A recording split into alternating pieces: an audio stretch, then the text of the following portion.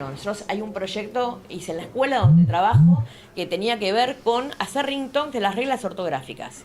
¿Sí? Ese proyecto se llamó Cantame la regla y los chicos tenían que hacer elegir una pista musical y ponerle la letra sobre la normativa de la regla. ¿Sí? Entonces era como que les llegaba ¿no? Les quedaba en la cabeza. Cuentos viajeros son recomendaciones de libros que puedo hacer por tramos, y lo mismo que con el WhatsApp, hacer construcción creativa de historias. ¿Sí? Yo puedo mandarla y en realidad trabajamos un proyecto también que tenía que ver con lo que sería la novela gauchesca y el lunfardo en prácticas de lenguaje en cuarto año. Y los chicos lo que hicieron fue construir en forma colaborativa una historia y el último se lo enviaba el profesor. Hay una cosa que yo quiero aclarar con respecto al WhatsApp. El WhatsApp es una cuestión de que uno, para organizar un grupo de WhatsApp, tiene que tener el teléfono. Y tienen que pensar que son menores de edad. Y ante el primer problema que haya, ¿sí? Digamos que la cabeza que va a rodar es la de ustedes. Entonces, lo que yo recomiendo es que armen grupos, los chicos de WhatsApp, ustedes, digamos, trabajen con un responsable, esos pueden rotar, y ustedes le envíen el material vía mail a esa persona. Y ese chico que lo socialice en el grupo. Porque es una cuestión de resguardo del docente. Es muy importante esa cuestión. De que ustedes no tengan los números telefónicos de los alumnos. ¿Sí? Por muchas cosas, porque también puede ser que ustedes pierdan ese celular. No es decir, yo no lo voy a usar para nada que, digamos, un uso no debido. Pero ¿qué pasa si lo extravían? Entonces hay que ponerse también a pensar en esos resguardos, en cuidarlos, son menores de edad. Así como el cuento viajero, yo recomiendo, que también se puede hacer en WhatsApp, es recomendar un libro, 1 minuto o menos de 1 minuto, en el cual armamos una ronda de lecturas, que puede ser en cualquier materia, donde yo recomiendo un libro en 1 minuto. Un libro que leí, lo recomiendo, y eso, como el libro viajero, va pasando, digamos, entre ellos.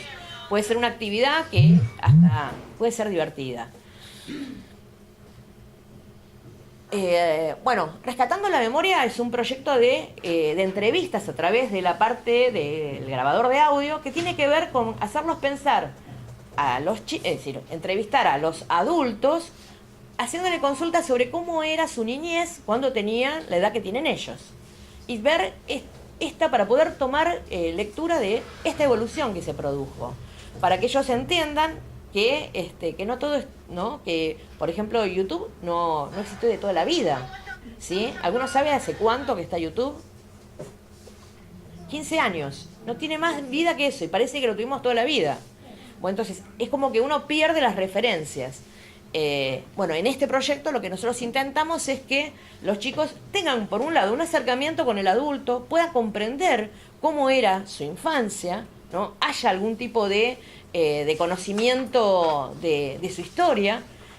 Hoy por hoy las familias no todas hablan, y esta sería una buena forma de conectar. Yo a los chicos les pido hasta que busquen esta entrevista, que la hagan con los abuelos, con gente mayor, porque va a haber mayor diferencia de tecnología, ¿no? Entonces los acerca, y después me ha pasado de abuelos que se han acercado a la escuela y que han agradecido esta entrevista porque tuvieron un vínculo. A partir de ahí cambió el vínculo con los nietos, ¿sí? Y como que estas cuestiones, a pesar de que la tecnología pareciera que con las personas mayores está un poco distante, estos proyectos como que los acercan. Ni hablar de, en ciencias naturales, trabajar con laboratorios virtuales. Hay laboratorios virtuales que sí se pueden descargar y no necesitan conexión, hay que indagar en eso. Si tenemos material, después desde el equipo de investigación se los vamos a brindar, hay un listado, ¿sí? Pero también tiene que ver con que ustedes tienen que indagar si esa aplicación funciona en el teléfono móvil del chico. O sea, a veces no podemos decir, descárguense tal aplicación. No podemos pensar, dar una instrucción de ese tipo, una consigna de que todos tengan la misma aplicación. Y otra cosa que a mí me interesa y que yo trabajo, es que no todos tienen que hacer lo mismo. ¿Por qué todos tienen que hacer la misma o sea, hacer lo mismo pero con las mismas herramientas? ¿Por qué no hacerlo con diferentes herramientas? Entonces, no necesariamente todos tienen que trabajar con celular. Puedo tener gente que trabaje con una computadora, gente que trabaje con un celular, que trabaje en un mismo tema, pero abordado por diferentes tecnologías, ¿sí? Desde el diario, desde el libro, y ver y después comparar cómo es la información en un lado, cómo pudieron trabajar, que ellos vean estas diferencias y las entiendan. Y además nos sirve a nosotros mismos. Bueno, esto de que se necesita docentes apasionados, directivos que apoyen y políticas educativas que acompañen en el proceso. O sea, es esencial que las escuelas cuenten con una conexión Wi-Fi que garantice que puedan trabajar no solamente con la telefonía móvil, sino con las computadoras. Mientras esto no suceda, se hace difícil, no imposible, se hace difícil, ¿no? Hay muchos educadores de otros países que están hablando de esto como un derecho esencial en las escuelas. No hablan de la distribución de los dispositivos, sino hablan de la importancia de la conexión Wi-Fi. Y hay una cuestión que se me fue, que te lo voy a mostrar, pero hay un libro muy interesante que se llama Cibernícolas, ¿sí? Que habla sobre vicios y virtudes de la vida veloz. Yo se los recomiendo. Habla de algunas habilidades diferentes que a la luz de la tecnología venimos desarrollando. Y bueno, es para leerlo y para ver hacia dónde vamos, ¿no? Y en el futuro, estamos viendo que el futuro, hay un proyecto, por ejemplo, ahora de Google, que habla de que los teléfonos no tengan vencimiento, sino que se armen celulares con celulares nuevos a partir de trozos, de pedazos de celulares, ¿sí? Ese es muy interesante. Samsung está sacando un proyecto que son las pantallas flexibles. Eso que ustedes ven, bueno, en la imagen es un celular de muñeca. En realidad es un holograma. El dispositivo está puesto en la pulsera naranja que se ve ahí en la muñeca de la persona. Pero hay otros teléfonos flexibles que se doblan y se dan una pulserita, ¿sí? Bueno, eso es un desarrollo que ya lo está haciendo Samsung. En poco tiempo va a estar en el mercado. Y una tecnología que se llama LTE Direct, que habla de que va a permitir, es una tecnología nueva, que va a permitir que las personas no necesiten una empresa telefónica.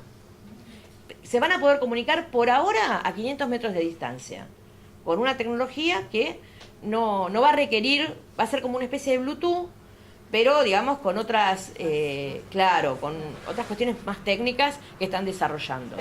O sea que hay toda una evolución y esto sigue, ustedes lo ven, el Internet de las cosas. Lo que sí hay que tener en cuenta, y esperen que hay una diapositiva que me interesa ver, que me parece que me quedó en otra, puede fallar, que tiene que ver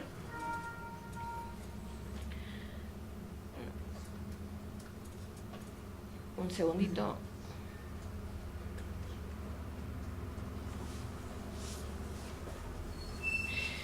Con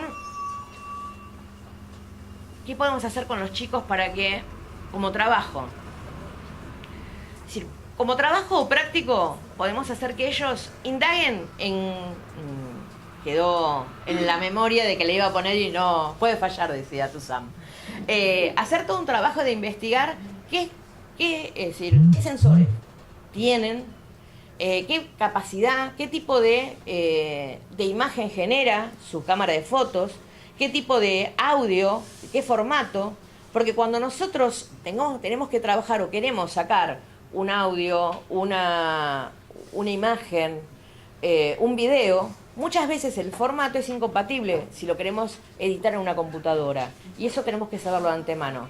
Hoy por hoy hay online y hay programas que se instalan como Format Factory, como Convert, que cambian el formato de forma muy sencilla, para que nosotros después lo podamos trabajar con un editor de sonido, con un editor de video, pero para eso tenemos que saber, y ellos tienen que saber qué es lo que tienen, qué capacidad, qué memoria, o sea, toda esa actividad de indagar no es necesaria que la hagan ustedes. Sí es necesaria que la hagan ellos y que ustedes la tengan, como, no sé, como trabajo práctico, como, como una actividad previa para que después ustedes puedan determinar a ver qué puedo hacer.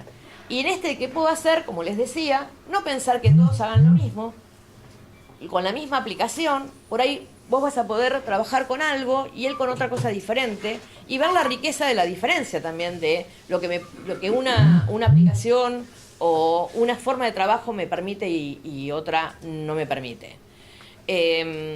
Esto que les decía del libro, es lo último que les voy a decir, que habla de unas habilidades para el siglo XXI que tendríamos que desarrollar, que habla de la intelegancia, que se refiere a la inteligencia adaptativa y la sabiduría para elegir y decidir. Habla de una teleempatía, que se refiere a la empatía de usar y tirar ante tantos estímulos emocionales generados por estas múltiples pantallas. Habla de una ciberprosexia, que se refiere a la velocidad de procesamiento de la mente, que cambió, ¿sí? El sentido de la vista hiperagudizado y a una atención multilateral. Esto ¿no? de que estamos haciendo montones de cosas a la vez. Esta persona que es Jesús de la Gándara, él es psiquiatra, y muchos hablan de la multitarea como algo que